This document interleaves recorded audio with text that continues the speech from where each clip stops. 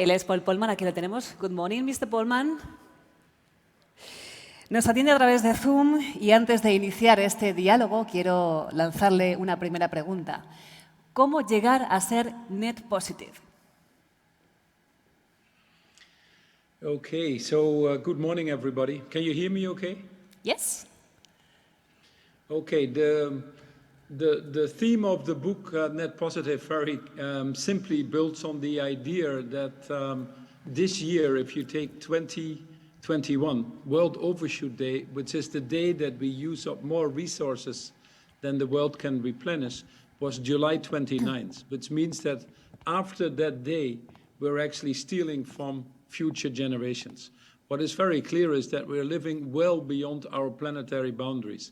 One of the biggest examples of that everybody undoubtedly is familiar with is climate change itself, which is still projected, if no action is taken, to be well above 3 degrees, which would be a terrible disaster for humanity.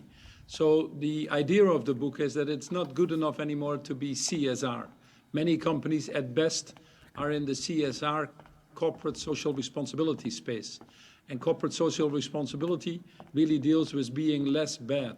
And our argument is less bad is not good enough.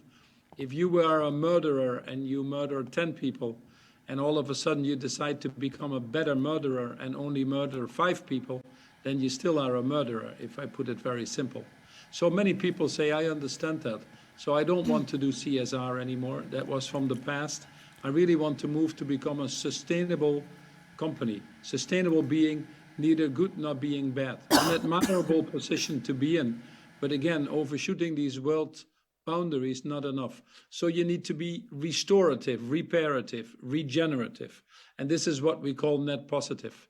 And the hallmarks of a net positive company are the companies that take responsibility of their total impact in society, operate for the longer term interest of all of their stakeholders, see the shareholder return as a result of what they do, not as an objective in itself. And finally, working on these broader transformations that are needed to change society, to make it more sustainable and equitable for all. The book is not anymore talking about the why. We know what is happening. Broadly, everybody is convinced, bar a few exceptions, but everybody struggles with the how. How do we do this in our companies? How do we implement this? And this is really what we're trying to address. As much a leadership transformation as it is an organizational transformation and systems transformation. The book takes you through the steps on how to do that and also doesn't shy away from the tougher calls, especially the calls on how to be consistent in what you do to gain that enormous trust that is needed. Consistency with what you let your trade organization say, human rights in the value chain, tax payments, money in politics, corruption, and many of the other tougher areas that still too many businesses struggle with. It's not a Unilever story. It's not a story of myself. It really is taking the best examples of companies that are leading in this area and trying to get as many of us to move to this direction.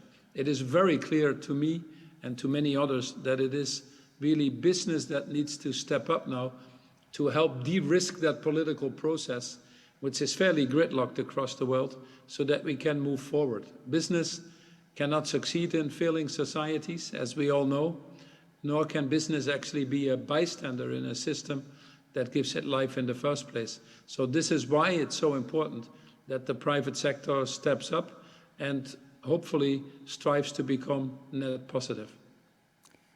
Well, good morning. This is José Luis Blanco. Thank you very much for joining us here. As you can see, I hold in my hands a copy of Net Positive. At least I'm a good citizen. I'm in the process of trying to learn it. But let me tell you something. I'd like to start with a personal reference. I found the book very demanding. And when I say demanding, I'm not saying difficult to read. What I'm saying is that the way I've been going through it, it requires sort of a inner exploration.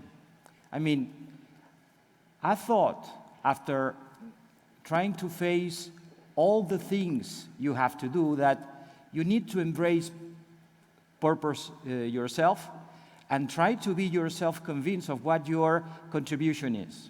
And then I understood the importance of the word courageous in the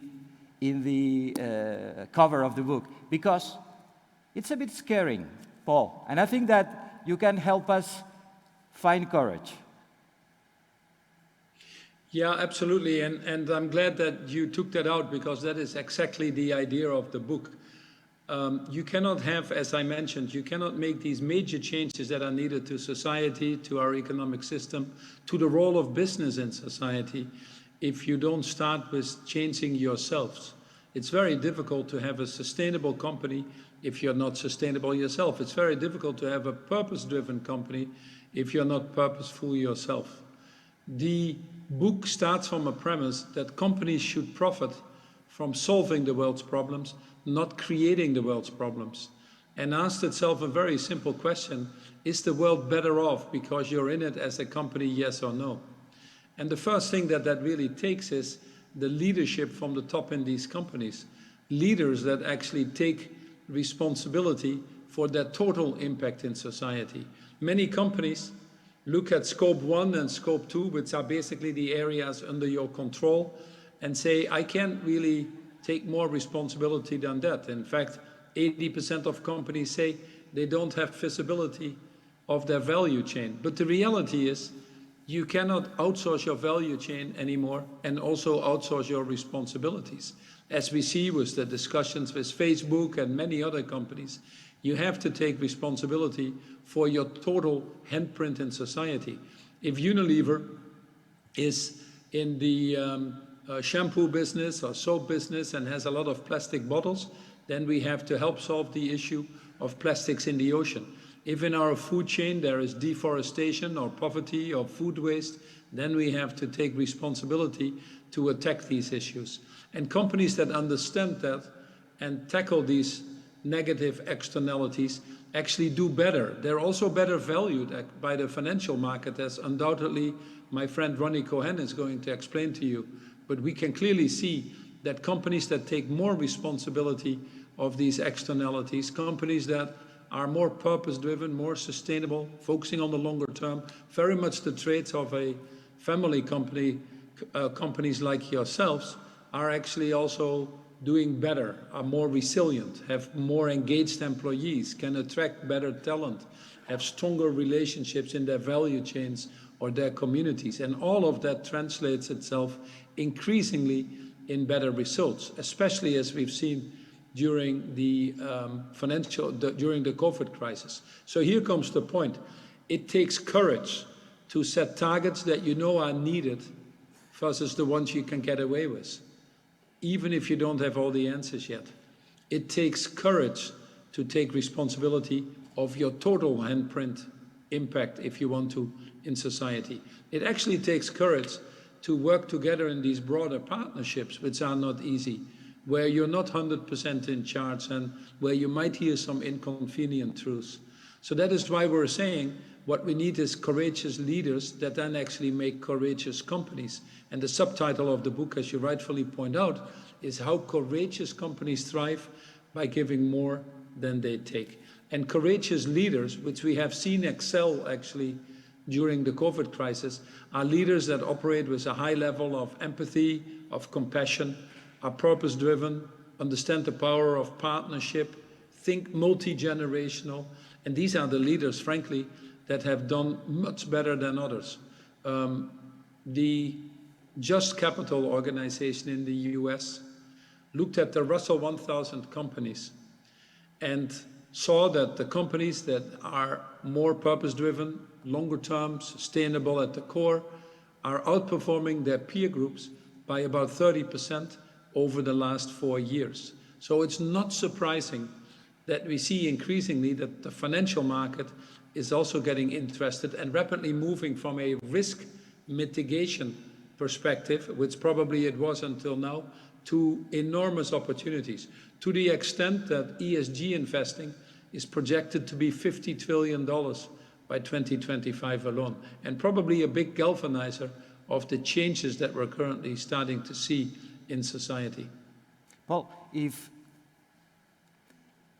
we still believe that markets allocate resources with a rationality, somehow we may get to the conclusion that those risks that till very recently were those contingent situations that were considered outside of the scope of financial analysis are now being brought into the actual vision of how a company is going to perform. This is the way I understand when you are telling us, look, companies that took purpose and anticipated action to be more sustainable are being better treated by the markets and getting better results. Somehow, I would say that we are moving from let me say, a minority claiming at the end of the room to the central track. Would you concur with that? Well, I'm a strong believer in the markets, but the free markets really don't work. Our economic theories were developed at times when we had not this enormous population explosion or wealth creation, and certainly didn't have to deal with these issues of the planetary boundaries. Our free market system in many parts of the world has also given us these incredible negative externalities like climate change, that where we don't really value some of these things that are absolutely crucial for life on Earth. When GDP was invented, which is basically the guidance of our economic system, it did not take into account these negative externalities because we didn't have the issues then. It didn't take into account income inequality. It doesn't take into account the fact that we have these scarce resources and that we might be running out. And frankly, much of the economic modeling that has come out of that has not really taken that fully into account as well. So where are we today? We're at a trajectory of 3% global warming. We've lost 68% of our species, birds, animals, reptiles, over the last 5 decades. People call this the 6th greatest extinction.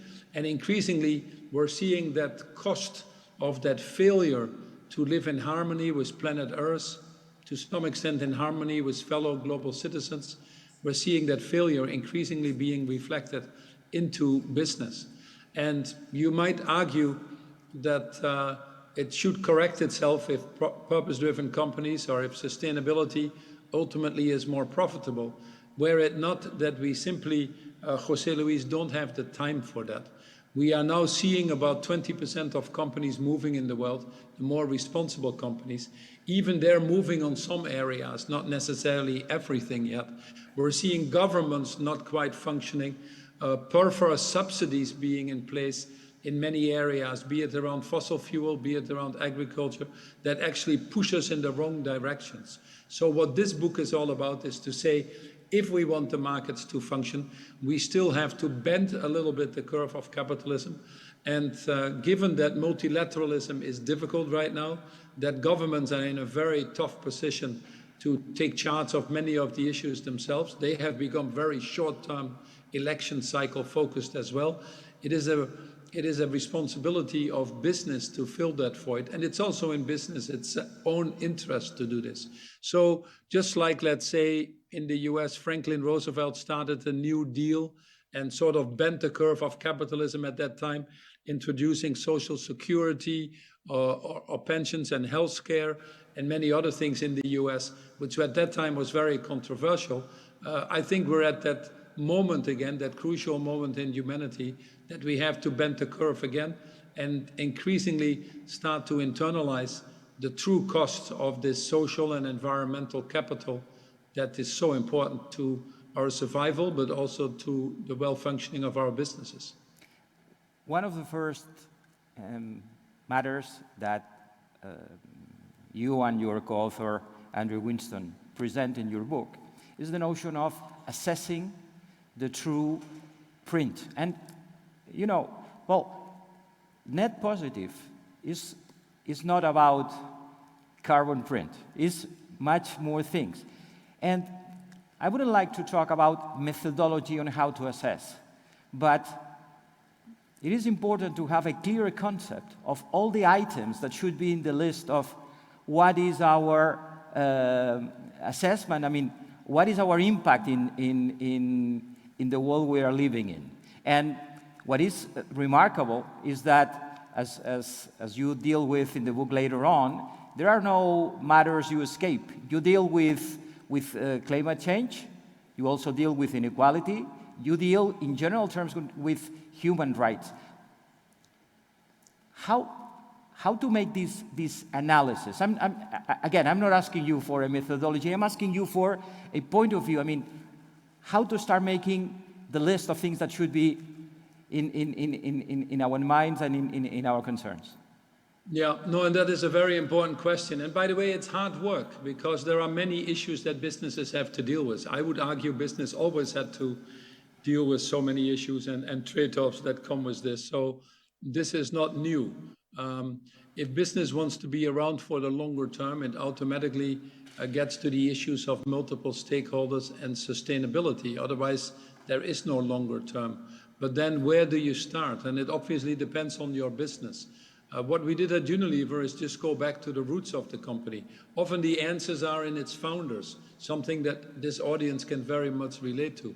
Lord Lever, when he started his company at the end of the 19th century, was talking about the concept of shared prosperity. He simply wanted to make hygiene commonplace in Victorian Britain, where 1 out of 2 babies didn't make it past year 1. So we went back to the roots of the company in Unilever when I took over about 12, 13 years ago, and we said, let's build on that and translate that, and this became the Unilever Sustainable Living Plan, making sustainable living commonplace. We also went back to the concept that Lord Lever very much lived, which was called shared prosperity. He built houses for his workers before his factories were fully up and running. He was the one that introduced pensions in the UK, gave sick leave and pay, established schooling for his workers. Many of the things that might seem a little bit paternalistic now, but were revolutionary at that period of time. So we went back to this notion of really creating profits or creating shareholder returns, if you want to, as a result of focusing on the multiple stakeholders. I always compare profits a little bit with white blood cells in our body.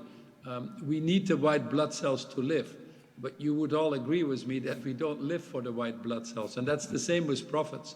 We need profits to survive, to invest and to grow our businesses to be successful, but we just can't live for profits alone.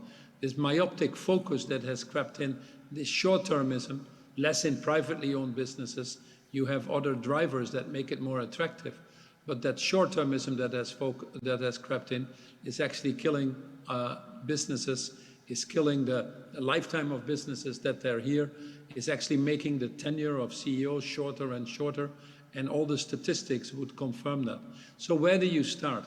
You have to start by indeed thinking about what is your total impact of your organization and assess that. In Unilever, we started measuring our total impact across the value chain: water, waste, carbon emission, people we touch with employment or social well-being. And that's a little bit of work that needs to be done, but you cannot treasure things you don't measure. So then once you assess your impact, you measure them and you value them. And you can see where you, as a business, can make the biggest difference.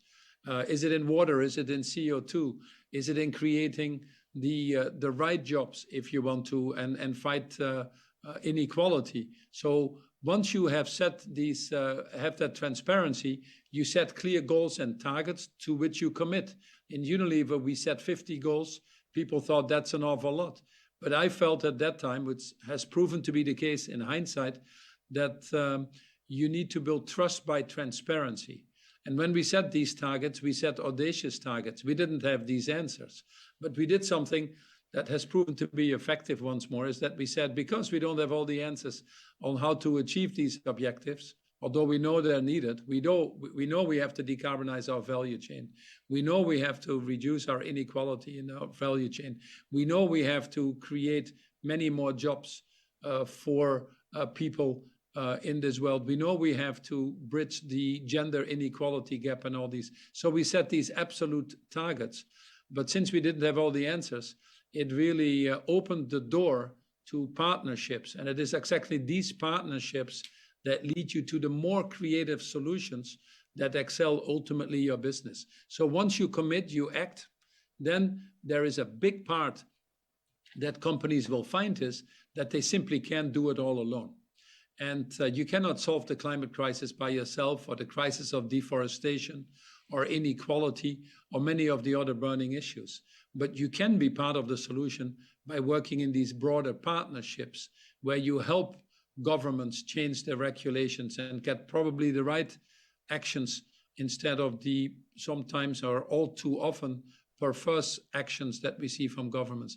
You can form alliances as an industry in total and drive it into the right direction on issues that are of common concern. And what we find, Jose Luis, is that nowadays, when the future of humanity is at risk, there are more areas that we would consider to be pre-competitive than at any time before. We now have put together the major fashion companies, about 80 of them, across the value chain at CEO level. And together we're working on internalizing biodiversity into their business plans, moving the industry, for example, to sustainable cotton. Nobody could do that alone, but together they can. Now they're grouping together and buying green energy. Most of these companies are too small to do that. Together they can. So forming these broader alliances leads you to these bigger changes that are now needed. And that's very much, as you've seen, a hallmark of the book. So once you advocate and transform and work on these broader systems, then you continue to close the loop and report on this progress, celebrate, and move to the next steps. So it's the normal change management process, I would say, but extended beyond the traditional boundaries of your company. Sorry. If I may emphasize something you said, you're addressing an audience of close to 500 family business owners, and the notion of recovering or identifying the purpose is like, as you explained in the case of Unilever, it's like going back to the roots, saying, look, what this company was formed for. And then, if you allow me the expression, you have in the mid all the legacy of the way things have been done till now, which is what you need to readdress. If I understand your proposition properly, what you are saying is the challenge of a courageous new leader is to identify a purpose that needs to be related to the true nature of the company itself, and then revisit all the mechanisms, all the processes, all the goals in order to adjust to this new notion of giving more than you take from the outside world. Is this an approach you would share? Yeah, I think I don't disagree with anything you say, Jose Luis. There's a few things. When you go back into the history, Jim Collins in his book From Good to Great talks about nurturing the core before you stimulate progress. You cannot drive the change that is needed if you don't value what are the things that made you great in the first place. So going back to the core of these companies, even if you're a second, third, fourth generation family company, is very important. But then you also need to have a vision of where the future is. So it's that combination of the past and the future that you need to put together. Why is purpose so important? Purpose is important because we are living increasingly in an environment that is very volatile and very unpredictable. And not many things can be really foreseen that clearly now as it might have been in the past when things were more static. Purpose gives you that beacon. Purpose gives you that broader reason for being. Colin Myers in his book Prosperity talks about purpose as to profitably address the issues of people and planet. And it's actually not only a good business sense to do that, but it is very engaging now for organizations to be part of that. We've seen that companies that operate with that higher level of purpose are able to verbalize it better, attract better talent, are more engaged, and ultimately get better results, as I said. The other thing is that when tough decisions have to be made, you have a beacon with that purpose. It unlocks that extra energy, and it probably is the main driver of that courage that we talked about. In Unilever, ultimately, making sustainable living commonplace was translated in a purpose, frankly, of helping people survive. And that's a very strong driver. Many companies, for example, let me take a concrete example on cutting costs. There's an enormous amount of waste in a value chain. Let's take the food value chain, where 30 to 40% of the food is actually wasted. So as you come in as a company and you say, for example, let's cut food waste because we want to make more profit, we want to improve the bottom line. That's a noble objective, but that's not very energizing for many people in the organization. But if you say there are 820 million people going to bed hungry every night, not knowing if they wake up the next day, and we're going to address that issue by cutting waste for us, but being sure that these people have an opportunity to not go to bed hungry, it all of a sudden becomes a little bit more motivating and a higher purpose. If you have a brand like Domestos, for example, which is a toilet bowl cleaner, and it's all about cleaning toilets, it's not a very good dinner discussion.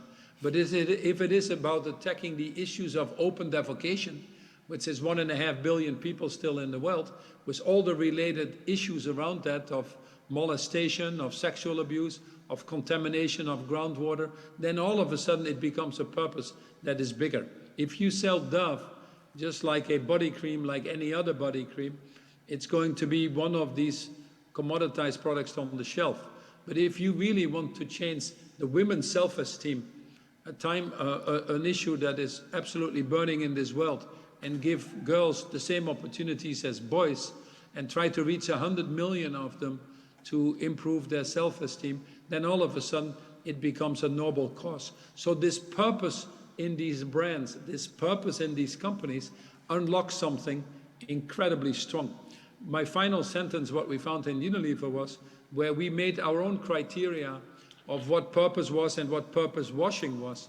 And when we looked at these brands that had the stronger purpose, we saw that they were growing at twice the rate as the other brands, but they were also more profitable.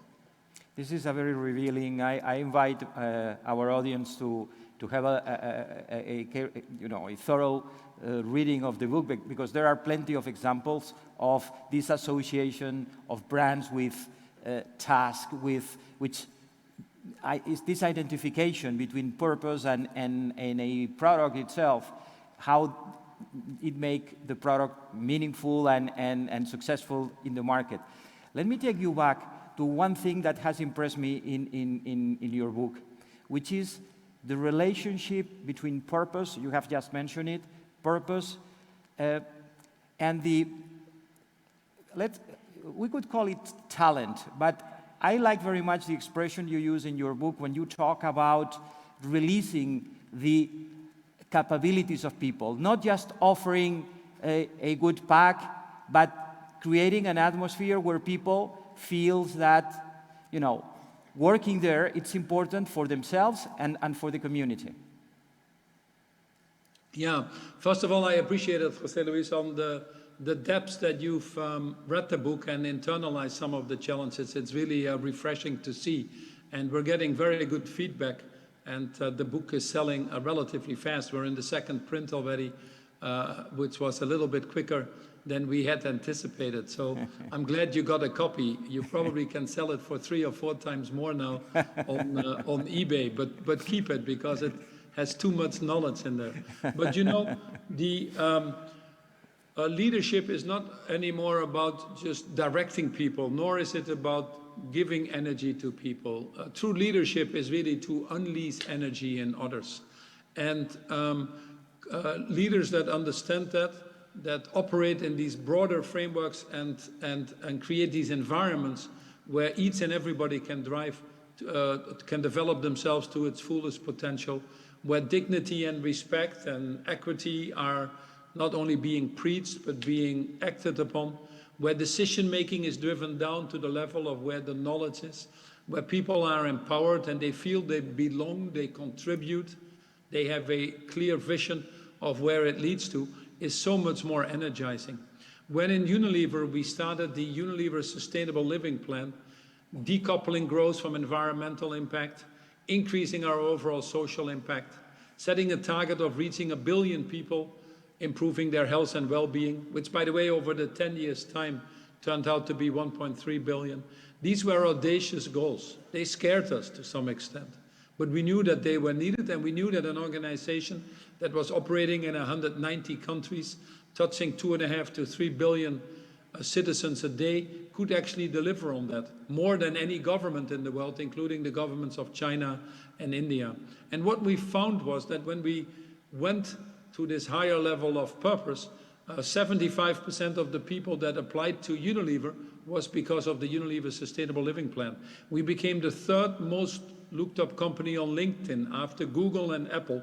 We got over 2 million people applying to Unilever every year. And Unilever is not just a brand like Google and Apple, it's one step removed from that. And not only that, we moved from we were comparing our engagement scores versus a benchmark of about 8,000 companies. And we found that we moved from being in the lower part of the middle when the company was not doing so well and its business needed to reverse trend. We moved to the top of the top tercile. And I'm convinced that even today, that most of the results we got over those 10 years, which was a 300% shareholder return, which was growing the business from 38 billion euros to the low 50 billion euros, that was the result really of unlocking that full potential in the organization. So then you get to culture, because culture is where you put values and behaviors together. And there, the main lesson of the book is that, yes, many companies have value statements, and they say, yeah, but this is what we want to do, and this is what we aspire to. But then the behaviors don't match. When the tough calls are made, then it becomes a short-term behavior, and the shareholder will be prioritized. We see that happening very much so in some of the companies during the crisis. Or when we need to make the tougher choices for our stakeholders and invest in our products or improve our transparency, we decide to shy away from it. Or we invest our pension plans in tobacco or in short-term incentive systems when we preach long-term on the other side. Or we say we want to decarbonize our business model, but then we let the trade associations lobby just the opposite. These inconsistencies that are happening are increasingly being transparent for employees, and it makes them doubt the relationship between values and behavior. And ultimately, that is the reason why you undermine cultures. The Boeings, the GEs, the Parmalats, the Enrons, the Wells Fargos, all these companies have suffered because they haven't had this consistency between the behavior and what they say and what they do. So that is probably one of the most important things to drive that engagement, to get that consistency, to strengthen that culture and purpose that we're talking about. Well, you have worked a lot, and those statements of yours look inside into the company, building a culture which is consistent with the mottos and so on. You also make a big effort in defending the notion of removing the boundaries of the company, redefining the if we can use the expression, the ecosystem around the company. And you talk about partnership in a very broad notion I think that is not limited to getting into a cooperation agreement with someone else. You talk about something which is deeper. It's a different definition of how do you see a company within its context. Could you please develop? Yeah, so what the book argues is that that businesses cannot succeed if societies don't succeed. For example, climate change is affecting us all and is costing businesses enormous amounts of money. If you're in the food business, all your profits will be wiped out in the next 10 years as an industry collectively on the current trend. $45 trillion of nature-based services are internalized. Most companies actually depend on nature one way or another. for their products, for their raw materials, for their ideas.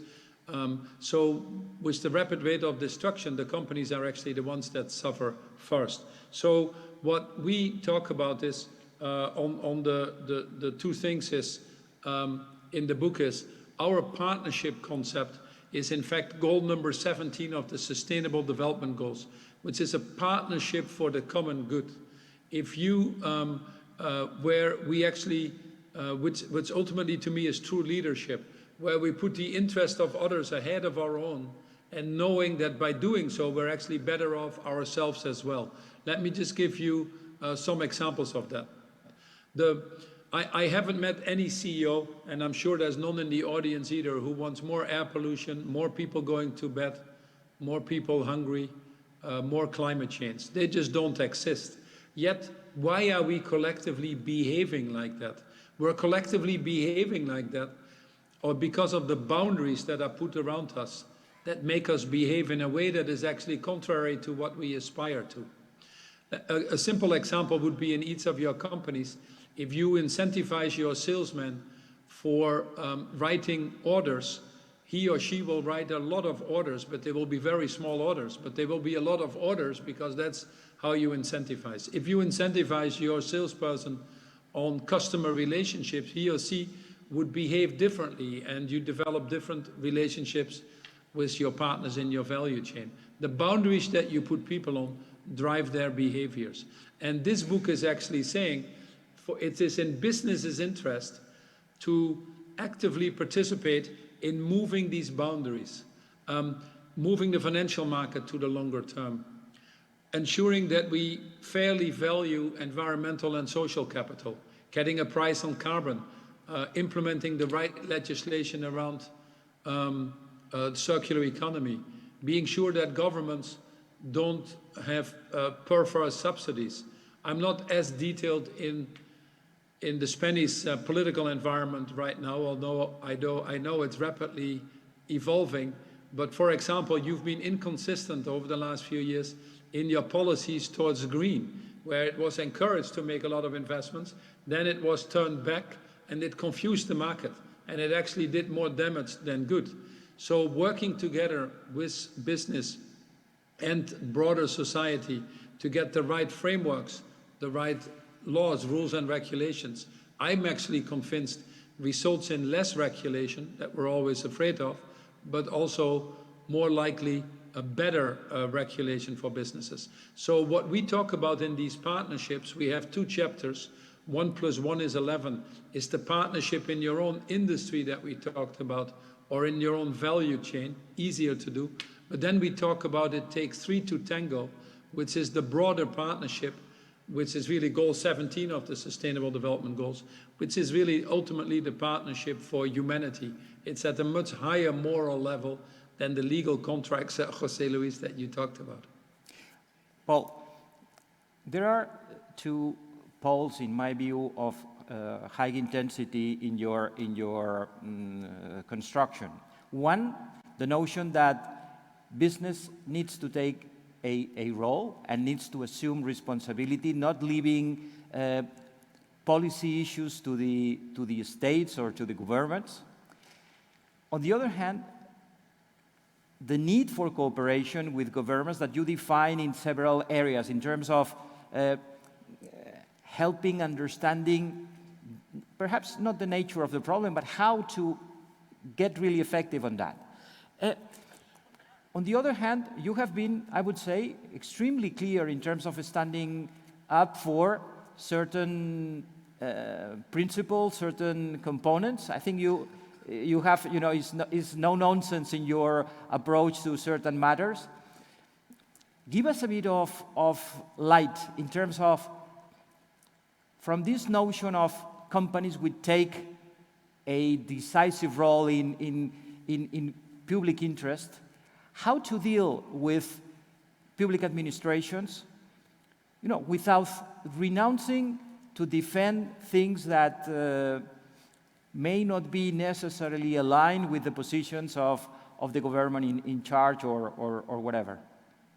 Yeah, so the first thing is this book is not political and we don't take any political side, but I also think there are some things that we have shown in the last few years especially that are so science-based where politicians ignore the science. We would be science-driven. You know, climate change for me is not a political issue. It's just a fact of science that we need to deal with. The COVID issue is not a political issue. It's a direct result, these zoonotic diseases, of us destroying biodiversity. We've had SARS, Zika, Ebola, Asian flu. So when you see governments acting in their own short-term interest, when you see populism, nationalism, or xenophobia step in, there are some things that business needs to decide, and it is tougher. The job of a CEO is getting tougher. There's no doubt about that. But let me just take two examples that are quite on the other extremes, but both require business to be involved at a higher level than is currently happening. For example, climate change. As we say, climate change is now overwhelmingly proven by science. It is here, the costs are there. It's again the poorer and the disadvantaged that suffer from it. Yet governments have a hard time moving forward. Some of it because of lobbying in the industries, of money that has come in. In the US, $3.5 billion is being lobbied by the fossil fuel industry to prevent it. And what you find is, for example, that although all businesses suffer from climate change, most businesses are making plans one way or another to internalize these externalities. Very few are engaging with the governments. So you cannot on the one side complain that governments are not moving or putting the wrong legislation out if a small minority actually engages with governments. You know, Frans Timmermans was telling me the other day, you know, Paul, you would go to Brussels twice a year or 3 times a year to discuss with us and see how we could make Brussels function. But most companies that come here are asking something or are complaining or are telling me that the laws are wrong.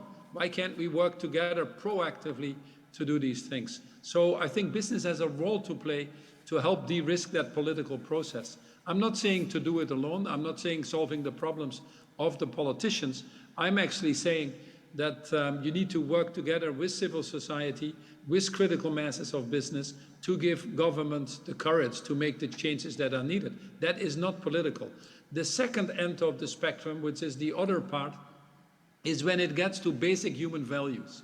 When basic human values like dignity, respect, equity, compassion are being eroded because of some politicians trying to make this their political platform, and we don't speak up, then we become complicit in the act itself. When Donald Trump was making these xenophobic comments in Charlottesville, or when the laws are on the books that don't treat people equally, as we have seen with LGBT community or others, or when the Constitution is being threatened, as we saw on January 6th in the US, and we remain silent, then we have implicit complacency. By remaining silent, that often is interpreted by others as acceptance. And anytime we remain silent and have that acceptance, the boundaries of tolerance are being moved and humanity is being eroded. So it is tougher for business. But 80% of citizens of this world now trust business higher than they trust governments. And they also expect business to step up and help de-risk that political process. Employees trust their companies more now in basically all countries in the world than they trust their governments. In family-owned companies, by the way, that trust is even higher. So we have an obligation to be part of defending these standards on which humanity is based. Because if we let them erode, we erode humanity and we take away the reason for being. It's a very important thing, this. So that role of business has changed. The role of the boards around that have changed. And you need to be very careful where you speak up, where you participate. Obviously, there are some rules of the game that we can talk another time. You don't have to have an opinion about everything, and nor do you have the right to have an opinion about everything. But increasingly, the businesses have to become as much social and political actors. And that's a new role. Many business leaders have not been trained in that. Many of the old generations that are sitting on these boards feel uncomfortable with that. But the answer is not doing it and dealing with these increasingly visible consequences of not participating in that is just simply too high a price in where we find ourselves. To start ending our conversation, Paul, because I'm very conscious of your tight schedule, I'd like to bring, again, tailing from what you just said, a notion that it's in the debate that I think that you clearly put into the list of what needs to be addressed to be net positive, which is the issue of inequality. And I would say, you clearly mentioned the notion that populism, movements which are so separated from what we consider the standards of a democratic, respectful type of society, are directly linked to the consequences of certain inaction that is taking place. From a perspective of companies, how to deal with the issue of inequality? Up to what point this is a political debate versus a entrepreneurial or a company-based debate? What could you say? No, inequality should not be a political debate. It's in all of our interest to ensure that each and every individual can rise to its fullest potential and has the same opportunities. There will be inequality in the world. We are not equal, but we should have equal opportunities. So the book fights more about equity, recognizing that inequalities always will be there. But we should have a system that guarantees each and everybody's to have access to the same opportunities. We should have systems where each and everybody is treated equally under the law and treated with dignity and respect. These are the basic values that we should be fighting for. And it's in business's interest. We are currently living in a world where fewer and fewer people living on these smaller and smaller islands of prosperity, building big walls around that, with an increasing ocean of poverty. And the sea levels are rising and the people in poverty are drowning. And this is literally what is happening. Any system in the world where too many people feel that they're not participating fully or actually excluded will ultimately rebel against itself. We've seen that with people in the streets. We've seen that with young people disengaging from politics. There are many symptoms now.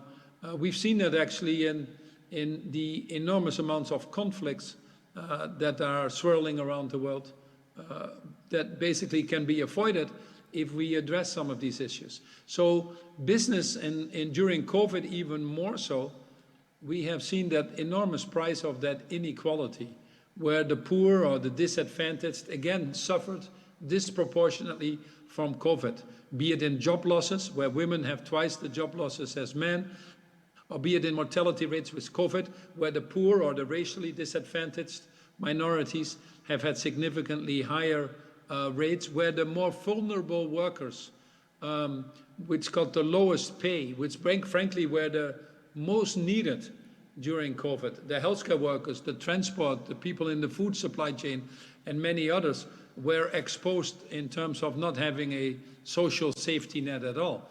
That's not a world that you can live in, and that's not a world actually that will ultimately be successful. So what businesses need to do is need to be sure that that in their own value chains, human rights are being respected, or that all the actions are taken to respect that we drive gender diversity, that we provide a social safety network, that we give people the opportunity to train and retrain, to be able to be active actors in society, even if our companies cannot employ them all the time anymore. We have responsibilities that go way beyond a tightly defined social contract by the law, and hopefully become an active part on readdressing these inequalities that we have there. On top, we need to participate in the broader framework changes. You know, if we currently are in a system where it's impossible for it's impossible for governments to fully take care of the disadvantaged, we need to find ways to enable these governments to do that, which also means paying our fair share of tax, which also means stopping the burning practice of corruption. We lose 10% of tax, by the way, globally 10% is in tax havens. We lose about 200 billion on corruption in this world. If that money could be redeployed to be sure that it is a more equitable, fairer system, that is better. If we as companies all insist that education is there, that people have the right to education, we have a better workforce. By the way, 242 million people don't have education and no access to education still in today's world. So companies have obligations there, I believe, and the more we do that individually and collectively to fulfill these obligations, the better chances we have to address these issues of inequality, the better chances we have to make this global economy function. There is no business case in this enduring poverty once more and keeping too many people or increasingly more people at a disadvantage or significantly falling behind is not to the benefit of any of the businesses that we talk to today. So we have to be part of that solution, and that's a tougher one that needs to be called out more often, and especially now when society is changing so much, when we, for example, have to accelerate our decarbonization of the global economy, there are undoubtedly going to be winners and losers, and industries that need to transform themselves. And in that process, we need to be sure that we don't leave people behind. That is what is called a just transition.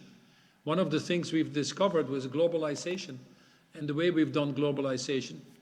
Sure, it has lifted a lot of people out of poverty, and it has created wealth for many others, but we haven't taken enough care of the people that actually were disadvantaged by that globalization, that were left behind. So we just need to be smarter, and that is increasingly being called a just transition. And that should be in every business model.